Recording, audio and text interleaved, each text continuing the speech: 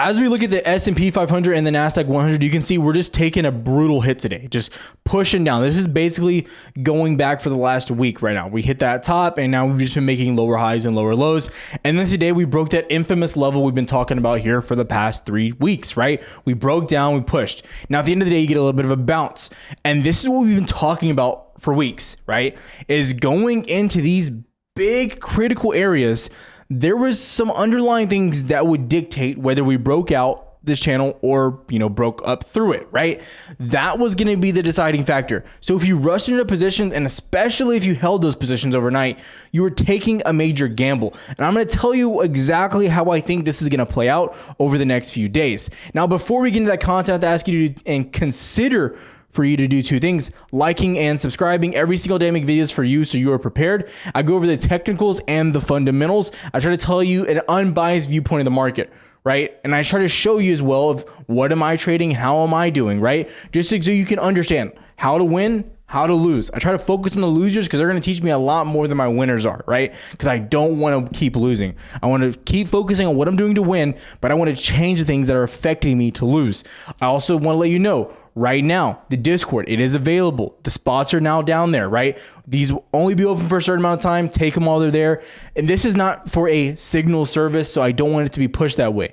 It's to teach people why we're trading, how we're trading, when the market just isn't in your favor, when you need to be pushing your hand, the technical viewpoint of it as well. You're also going to be around over 800 traders in one spot that all have a like-minded goal, right? That's the focus here. I never want someone to come into Discord and say, oh, I made money off your signals. That's not what it's about. It's about teaching people so they can go out on their own, and they're around people that have similar goals. That's the whole premise. So if you join, don't join with the expectations of I'm going to get rich quick tomorrow and I'm going to make, $1,000. That's not the goal, guys. The goal is to understand what you're doing wrong, get better, and then have good mentors like me and Jay along the ride with you. So when we get back in here, it's important that we discuss where we're at. Now I'm going to go over a few bullet points first, and then we're going to jump back into the chart. Okay. So the big earnings we had today, and we've been talking about this. We had Microsoft and Google, our first really big tech names. We had Tesla, we had Netflix, but those didn't really do too much for the market. Now, Microsoft right here, right? I want to zoom in just a little bit so you can see.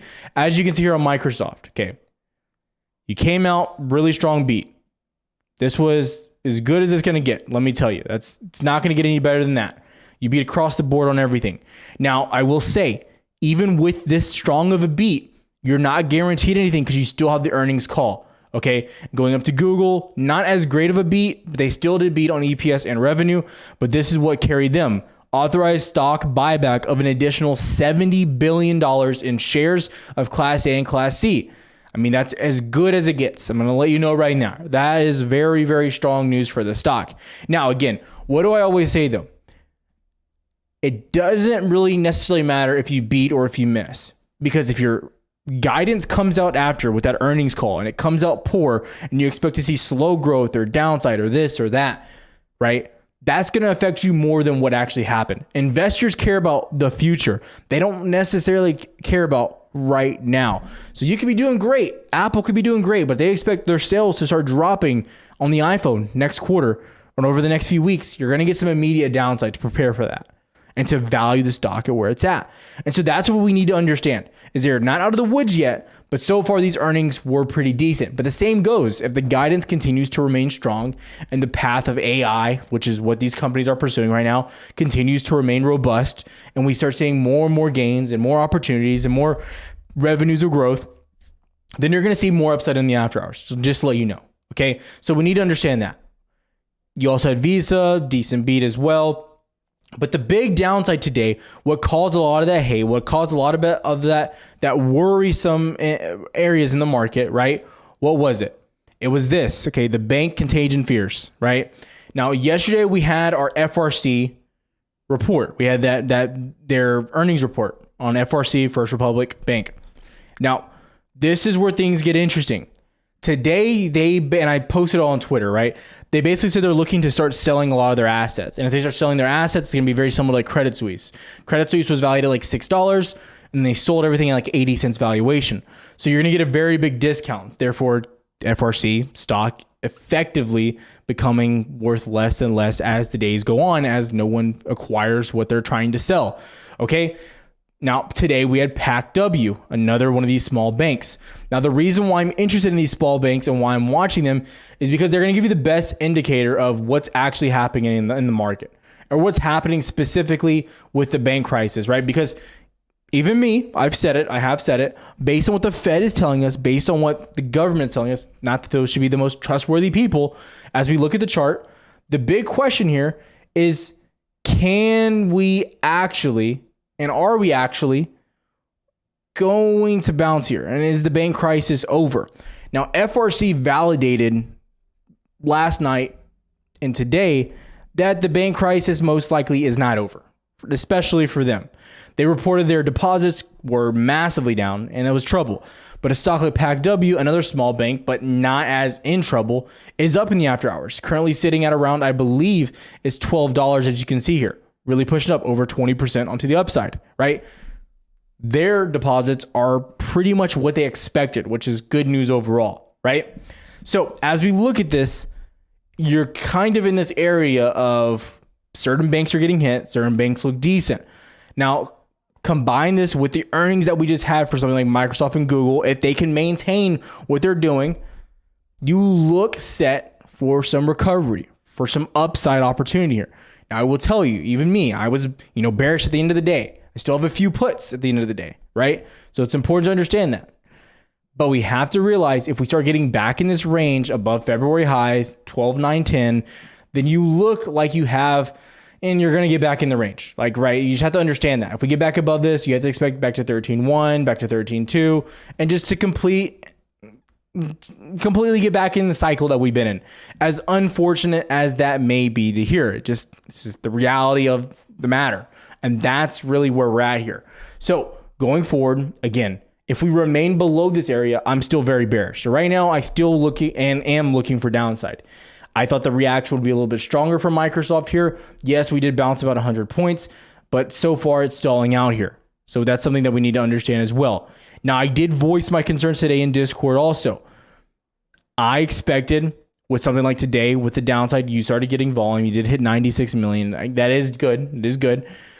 But I did expect a little bit more volatility. I expected a little bit more aggression, a little bit more volume kicking in the market, okay? Because typically the high volume, like I said, signals that overall reversal. So I would love to see if sellers step back in and start pushing us back down, another decent volume day. Okay, the average 30-day volume is around 1 million now. It has been dropping. So you are above that, but you like to see another 90 million, 80 million day at the very least on volume to get some confirmation to show the strength of what's actually happening behind the scenes. Now coming into Bookmap, giving you a visual of that level 2, what was happening throughout the day as far as order flow with buyers and sellers. All day long, we saw a lot of heavy selling. It was just constantly pushing. You kind of saw the selling stagnate a little bit here near the middle of the day, but then it just kept on pushing down. Now, a few things to say. We saw some resilience from buyers. We saw them try to step back in, right, near the end of the day, especially on CVD, signaling some of that volume was coming back in heavily to the side of the buyers, right? But again, what do we see near the end of the day, right? A lot of those, ICs coming back into the downside, but they're not nearly as big. So again, I'm telling you, I don't think today, especially when we look at the tape, especially when we look at Bookmap, right? And the link is down below if you guys want to check them out. When you look at these, it's very interesting that buyers sat on the sideline going into these earnings, right? Sellers were more aggressive. Sellers were playing what was happening with the banks and the bank crisis and the resurgence of it. But buyers were being very patient, waiting on what happened from these earnings. And it just makes sense because you're getting that value back down here if that's really what you're looking for. I mean, you're getting the most bang for your buck. So if you get back above 12.95, it makes sense to hammer the upside. It just does. Because again, this would be a signal, a type of trap, getting back above 12.95, you have room back to 13.1. Makes sense. That would be the play. I'm going to give it to you right now. But if we remain below 12.95, 12.910, I see downside continuing, okay? Can't be any more clear, can't be any more transparent. That's my opinion there. It's that simple. You're in a very tight range right now, and I think we will get an answer. It's a follow through tomorrow morning. So you have Boeing earnings. That's going to be the biggest earnings, so prepare for that. We have some more earnings tomorrow as well in the after hours, but that's the big one that you should be watching for. I'll post it on Twitter, the rest of them. Now going into VIX, looking here. VIX was very interesting, right? So when we look at VIX, as you can see, this is the daily time frame, the wedge. Post this on Twitter as well. If you're not following, it's there for you. As you can see, the wedge forms out. You're breaking up to the upside, but we're still sitting under 19. VIX has room to go up. It's also worth mentioning, right now, the call open interest, had to bring it up real quick, is near all-time highs going back to 2017 and 2018, which was the taper tantrum, if you don't remember, during Trump's term in office. Okay, so you need to understand that. Now, that was heavily regarded to be one of the biggest areas of a possible recession, or the newest recession, right? We kind of bounced out of that pretty quick. Market obviously did really well. We encouraged spending, and the VIX calls fell to pretty much local lows. But right now, we're back at those levels. Very, very high. And I don't think VIX is going to slow down. I think these calls will continue to ramp up. It's the best hedge when it comes to portfolios, specifically for big money. So I definitely think VIX right now is something that you got to be keeping your eye on, because I don't think this is going to change. I think VIX is going to stay a very hot commodity. I think everyone's going to want to be playing this, and this is the best single-handed hedge on any type of portfolio right now because it's so cheap, right? The $16 to $19 area has been a money grab for literally the past 2 years almost. So you need to understand that as well. Now, also going in here, haven't talked about it in a while, talking about some of these yields. I want to give you a visual. The 2-year yield, we started to see a drop today with some of this bank crisis talk. We saw it start to drop, right? We started to see the 5-year, the 10-year, right? The 30-year, they all started dropping. Why? I'm as frustrated as you are if you're watching this. There's this expectation with Fed swaps that they're not going to raise rates again. What did Powell tell us last time? What did he tell us at the last Fed meeting? What did every Fed member say? I can only say the same thing so many times. They are not basing their opinion. They're not basing their decision, I should add, on if the markets are going to, affect the banks, right? With raising rates. That's not what they are worried about. They say what? Their goal is inflation. Their goal is controlling inflation. That's all they care about, right? So everything else, throw it out the window. This right here, we've known this for a while. This stuff is wrong all the time. It's been wrong over and over and over and over. So there's no reason for anyone to just go on this train. Now, I personally think at least one more rate hike, maybe pause in July if data is good. But we all know what's happening with oil as well. And I definitely think the Fed is watching what's happening with crude, right? Crude over the past month has shot up. You went from 64 up to highs of 83, back down. And you're probably going to bounce back up. Looking at some of these stocks here as well. And I know, I'm sorry, I'm on the white chart. It's going to be really ugly for you guys. But as you can see here, Exxon at all-time highs. CVX Chevron, really nice push from lows, up really, really nice from 150 back to 172. Okay, the list is going to go on and on with these oil names showing a lot of strength. Okay, we need to understand that. That's what the Fed's going to be making their decision on. Inflation, not what's happening to banks. And the SVB report that'll be coming out, they're giving the report of what's happening with that bank that collapsed, Silicon Valley Bank. Guess what? That's going to be released Friday. I think that's going to leave even more clarity on what the Fed's going to do and really who they're really watching out for right now. Again, people can say, they think it's big money. They think it's this, they think it's that. At the end of the day, guys, I don't care. I care about what's actually going to happen, what to be looking for, what to be watching for, the end. That's all I care about. Okay. And so far, this has worked out great for us. And right now, I do think you're getting a great opportunity. And this is exactly what we wanted.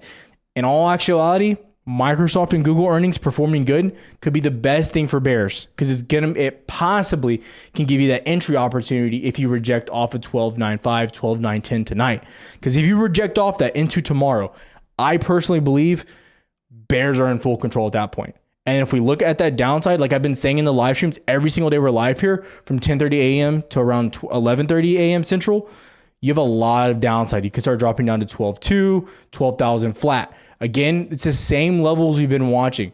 It's down to the weekly and the 200 daily moving average, right? So given the 4-hour chart going into the daily, as you can see here, I mean, the daily 200 is down here, deep down here, 12.1. That's almost 800, 900 points of potential downside. That's what we want to play. We're not really interested in that chop. If you're a scalper, cool. I make money scalping too. But where do we make a bulk of our money? It's in those swings, those big money plays. So again, We're getting the opportunity. Be patient. The Twitter link is down below so I can give you more updates throughout the day as well. Have a good one, traders. I'll see you tomorrow.